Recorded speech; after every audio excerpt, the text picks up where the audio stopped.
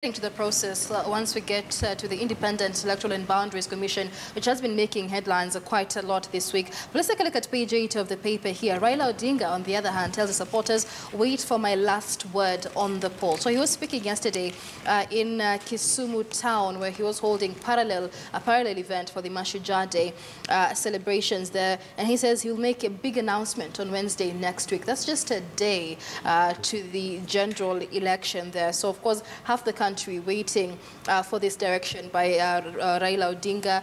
We've seen him and the rest of his campaign team going on anti-election campaigns in various of their strongholds across the country. Let's hear from you, Pasaris, because there's been a lot of talk here on the constitutional right to vote for every citizen and how that's going to play out in NASA strongholds where the few Jubilee supporters still want to go out and cast a ballot. Okay, so it's a constitutional right to vote, right? And the voters' vote must count.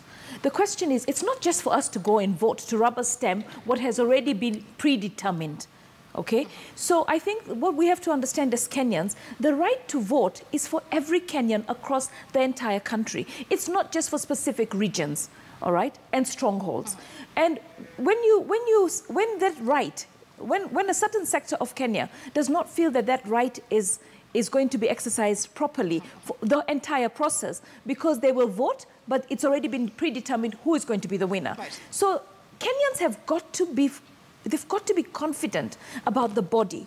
And when NASA gave its irreducible minimums, I mean, Jubilee should have been the first one to actually come up with irreducible minimums, because I still can't understand why is the president and the Jubilee fraternity not angry that they lost this election because of IBC's failures. Why are they still willing to sit with the same body that messed up an election that 40 billion was spent, another 12 billion has been set aside, and we have no confidence that they can do the right job?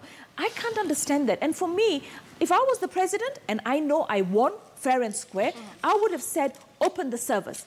I would have been the first one to say, open the servers, show it to them, and let's move on. All right.